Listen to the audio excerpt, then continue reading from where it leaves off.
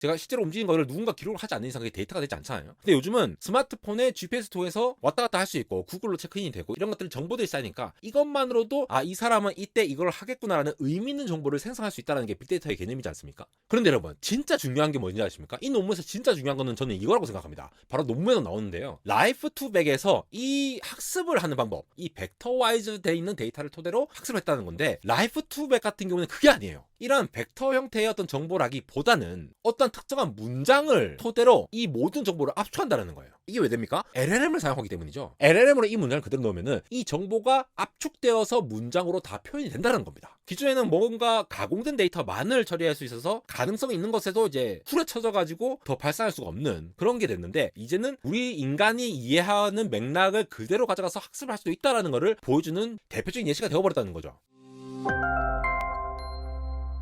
네, 여러분 반갑습니다. 안대공학 에러입니다. 덴마크 공과대학 DTU와 코펜하겐 대학교, 국제전기통신연합 ITU, 그리고 미국 노스 이스턴 대학교 이렇게 연합 연구진이 우리 삶 속에서 일어날 사건을 예측하는 그러한 AI 모델을 개발해서 화제인데요. 이게 바로 LLM을 이용하였고요. 이름하여 라이프 투백입니다. 원래 AI 모델상에서 워드 투백이 이 토크나이즈 되어 있는 어떠한 랭귀지 모델을 점차 AI 모델로서 확장할 수 있는 그러한 계기로 해서 주목을 받았는데 그걸 본따서 라이프 투백이라고 이름을 지었고요. 사람들이 어떤 생활 패턴을 가질 때에 이러한 성향을 가지더라 이런 것들을 이제 대거 학습을 한 다음에 특정한 분류의 사람들은 아마 4년 내로 죽을 확률이 몇 프로다 약간 이런 거 있잖아요. 이런 것까지 예측을 한다고 하거든요. 그래서 조기 사망률부터 성격의 미묘한 차이부터 상당히 다양한 정보들을 예측을 할 수가 있는데요. 이 정도면 거의 오늘의 운세나 토종 비결 수준이 아닐까 싶습니다. 근데 이게 인간의 어떤 삶이나 앞으로 어떠할 것이다, 빨리 죽을 것이다, 성격이 이러할 것이다 이런 걸 예측하는 것도 놀라운 건데 이것보다 더 놀라운 것은 이 논문을 보면은 기술적인 내용이 상당히 확장 가능성이 있다는 겁니다. 트랜스포머와 같은 LLM을 통해서 다양한 파라미터를 관장할 수 있는 이러한 특정한 AI 모델을 만든 다음에 훨씬 더 예측도를 높인 결과거든요. 그래서 이 부분에 대해서 해외 아티클들이라던가 다양한 아티클에서 자세한 소개가 없길래 제가 좀 더 자세히 분석을 해보았습니다. 사실 인간의 삶을 예측을 한다라는 측면을 보면은 영화 마이너리티 리포트에서처럼 뭔가 이 사람이 범죄를 일으킬 거야 라고 예측을 한 다음에 미리 이제 선제 공격을 한다거나 이런 것에 대한 윤리적인 문제가 많잖아요 사실. 그런데 꼭 그런 극단적인 경우를 생각하지 않더라도 이런 것들이 어느 정도 조기에 예측이 가능하다면은 질병이나 어떤 습관에 대해서도 예방 차원에서 뭔가 신규 시장이 발달할 수도 있는 것이 되겠습니다.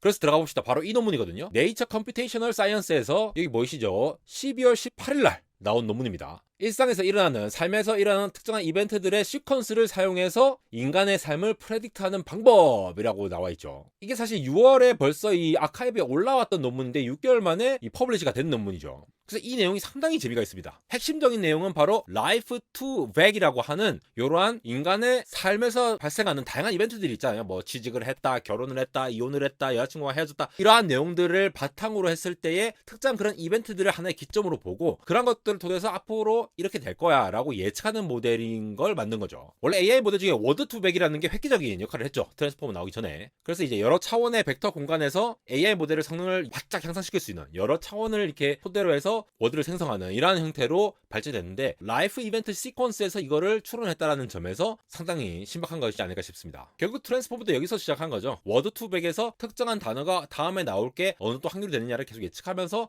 생성을 하는 형태인 것처럼 그게 발전돼서 어텐션을 막 왔다 갔다 하면서 트랜스포머 모델로 발전이 된 건데 라이프 투 시퀀스는 뭐가 다르냐 그렇게 요걸 좀 주목해봐야겠죠. 일단 이 논문 내용을 보시면은 2008년부터 2015년까지 8, 9, 10, 11, 12, 13, 14, 15 8년 동안에 덴마크 국가에 등록된 600만 명을 대상으로 다양한 데이터를 학습했어요. 사회, 경제, 건강 데이터 온갖 것들 다 학습했거든요. 그러니까 사람 개별의 이제 어떤 질병 정보라든가 거주지가 어디에 있을 거며 돈은 얼마나 벌고 직업은 뭐고 이런 삶의 주요 요소들이 있잖아요. 우리 인간을 특정을 할 때의 어떤 특징들 그런 것들을 하나의 파라미터로 쓰는데 이러한 것들을 벡터로 구현을 했다는 거죠. 그래서 다양한 것들을 학습한 다음에 결국 이 AI 모델을 통해서 출력하는 값은 사람들의 인생에서 어떤 사건들이 일어났는지를 출력을 하는 겁니다. 근데 성과를 보면은 참 신기해요. 4년 내에 사망할 확률 같은 거 있잖아요. 이러한 것들이 기존의 사회과학 분야에서 연구 결과와 상당히 일치하는 결과를 보여줬다는 거죠. LLM 이용을 해서도요. 지금 보시는 거는 여기서 이제 CMCC라는 매트릭이 있는데 이거는 Corrected Matthews Correlation Coefficient 기다 아니다를 이렇게 바이너리로 이진 분류 작업에 얼마나 성능이 뛰어난가를 분석한 토대인데 여기 가로축을 보시면은 RLM부터 그냥 뉴럴 네트워크 아니면 기본적인 이제 로지스틱 리그레션 이런 다양한 방법 아무 때나 랜덤 선택하는 것들 이런 것과 비교했을 때 현재 라이프 투백이라는 모델 즉 LLM을 이용한 게 기존의 뉴럴 네트워크를 이용한 것보다도 더 나은 성능을 보이는 것이 것이 되겠습니다. 분류를 잘한다는 얘기죠. 그래서 논문에 자세히 보시면은 30세에서 55세 이렇게 젊은 연령대에서 사망 예측이 어렵잖아요, 사실. 보통 이제 나이가 들어서 사망할 수도 있는데 30세에서 55세 정도에 사망을 하게 되면 이런 경우를 예측하기 어려운데 여기에 딱 초점을 맞춰갖고 테스트를 했습니다. 거기다가 샘플에는 뭐 이민자도 있고 뭐 다양한 데이터들이 다 들어있기 때문에 상당히 불명확한 데이터가 많이 있는데 덴마크 기준으로 이제 그런 사람들이 많다는 거죠. 그러니까 이러한 사람들을 대상으로 LLM 모델 기반으로 학습을 했다는 겁니다. 그랬는데 기존 모델보다 11%나 높은 결과를 얻었다. 상당히 좋은 결과죠. 그래서 대규모 벡터 시스템이 있는 것들을 원래 뭐 교육 정도라든가 돈을 얼마나 벌 것이며 어디에 사는지 뭐 아파트 평수는 얼마인지 건강 상태는 어떤지 지병은 어떤 게 있는지 이런 것들 다 데이터화해야 되잖아요. 그럼 그걸 벡터로 구성해갖고 학습을 해가지고 한다는 건데 사실 이러한 정보들을 굉장히 많이 쌓는 거 우리가 흔히 한때는 빅데이터라고 얘기를 했잖아요. 빅데이터가 쌓이는 것만으로도 사실 의미가 있죠. 예를 들어 옛날에는 데이터라고 부를 수도 없는 그러니까 내가 매일 아침 뭐 8시에 일어나가지고 9시까지 뭐 버스를 타고 어디로 이동을 해가지고 학교에 갔다가 공부를 하고 점심때 되면 다시 나왔다가 그러한 것들이 제가 실제로 움직인 거를 누군가 기록을 하지 않는 이상 그게 데이터가 되지 않잖아요. 근데 요즘은 스마트폰에 GPS 통해서 왔다 갔다 할 수 있고 구글로 체크인이 되고 이런 것들 정보들이 쌓이니까 이것만으로도 아, 이 사람은 이때 이걸 하겠구나라는 의미 있는 정보를 생성할 수 있다는 게 빅데이터의 개념이지 않습니까? 이게 바로 빅데이터의 묘미죠. 그럼 반대로 덴마크에 있는 600만 명에 대한 데이터들, 출생 시간이라든가 교육 정도가 어떻게 됐고 돈을 얼마나 벌 것이며 어느 지역에 살더라 이러한 정보들이 데이터화가 된다라면은 이것 자체로 모으는 것만으로도 그리고 이거를 분석해내는 것만으로도 굉장히 큰 의미가 될 수가 있죠. 이게 결국은 사람이 그냥 단순한 조건이잖아요. 예를 들어 나는 1년에 1000만 원을 법니다 라는 조건에 예 아니요 이 두 가지만 구분을 해서 편하게 살 수 있으면 좋은데 세상에는 무수히 많은 결정해야 되는 상황들이 많잖아요. 이 if가 엄청나게 많단 말이죠. 교육 정도라든가 돈 버는 정도, 성별, 주택, 건강 상태 이런 모든 것들이 굉장히 파라미터가 많이 되는데 이렇게 if문으로 다 일일이 구분할 수 없는 거를 빅데이터를 쌓아서 역으로 학습을 해서 하면은 의미 있는 정보를 지금같이 여기서 보시 헬스 정보라든가 노동력이라든가 프로페셔널 하는 것들 이런 것들을 막 구분할 수 있는 거죠. 이런 데이터를 클러스터링해서 정보를 가공하는 것만으로도 의미가 있다는 겁니다. 그런데 여러분 진짜 중요한 게 뭔지 아십니까? 이 논문에서 진짜 중요한 거는 저는 이거라고 생각합니다. 바로 논문에서 나오는데요. 라이프 투백에서 이 학습을 하는 방법 뭐 돈을 버는 정도, 학력, 어디에 사는지 뭐 이런 것들 있잖아요. 이러한 파라미터를 기존에는 사람이 일일이 데이터를 해서 아 너는 여자친구를 2번밖에 못 사귀어 봤으니까 100점 만점에 10점이야 이렇게 적는다는 거죠. 예를 들면 그렇게 적는다는 겁니다. 너는 건강하기만 했으니까 100점 만점에 90점이야 이렇게 사람들이 이렇게 트랜스퍼링 하는 과정이 필요하고 그렇게 트랜스퍼링 된 정보를 토대로 해서 이 벡터와이즈 돼 있는 데이터를 토대로 학습을 했다는 건데 라이프 투백 같은 경우는 그게 아니에요. 이런 벡터 형태의 어떤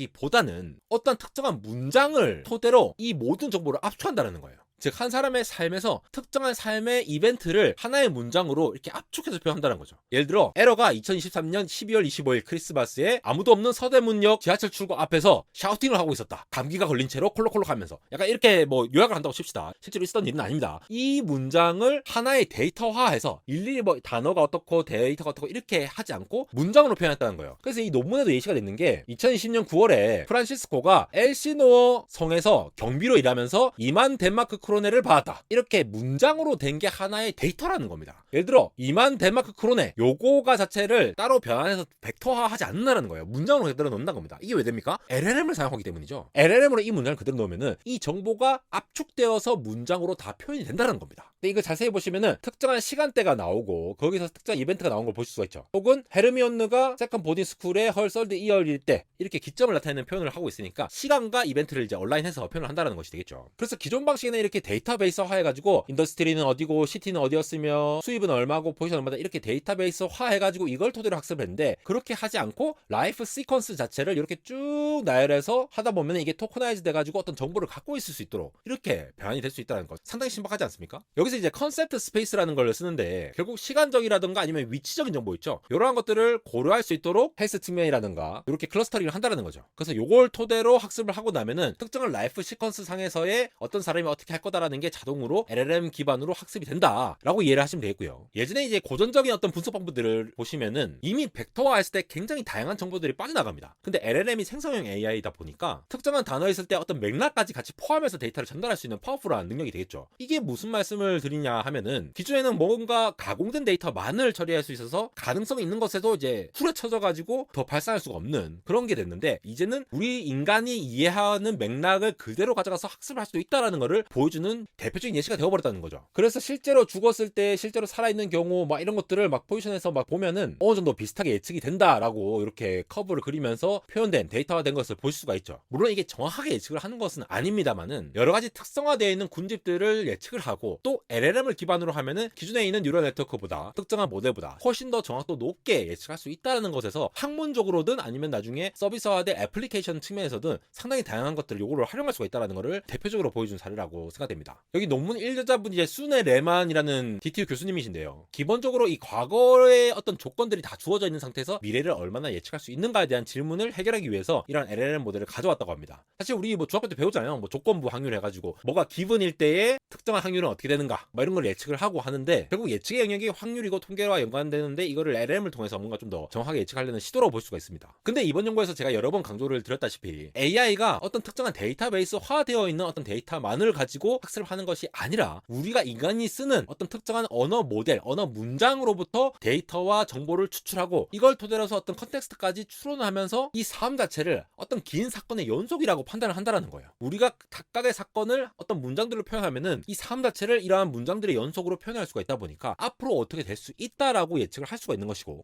그러니까 이 LLM을 뭐 이용한다라는 것이 인간의 사고와 유사하게 어떻게 접근한다는 측면에서 기존과는 완전히 다른 접근을 할 수 있다는 측면이 있다는 것이 되겠죠. 근데 이러한 것들이 또 이제 잘못 이용하면은 또 나쁘게 이용될 수도 있기 때문에 벌써부터 문제를 제기를 하고 있는 상황이 되겠고요. AI 모델에 대해서는 이제 윤리적인 측면이라든가 도덕적인 측면에 대해서 사회적인 합의와 어떤 규제, 규율 같은 것들이 필요하다는 입장이 있으니까 이런 부분도 자세히 들여다보면서 기술의 발전 정도를, 그리고 기술이 어떻게 혁신되어 가는 것을 잘 살펴보면 좋겠습니다. 마이너리 리포트라는 영화가 처음 나왔을 때는 말 같지도 않은 얘기 하고 있는 거 아니냐라고 생각이 들었는데, 지금 이러한 LLM 모델을 기반으로 한 AI 예측 모델이 나오다 보니까 이것도 마냥 거짓말이 아닐 수 있겠다라고 느껴지는 상황인데요. LLM이 이렇게 무궁무진하게 발전이 되다 보니까 학계에서뿐만 아니라 애플리케이션 측면에서 상당히 빠르게 발전하고 있어서 앞으로도 이런 부분들 좀 더 자세히 살펴보는 시간 가져볼까 합니다. 그래서 아우트로 짧게 하라고 해서 짧게 하고 있는 안대공학 에러였습니다.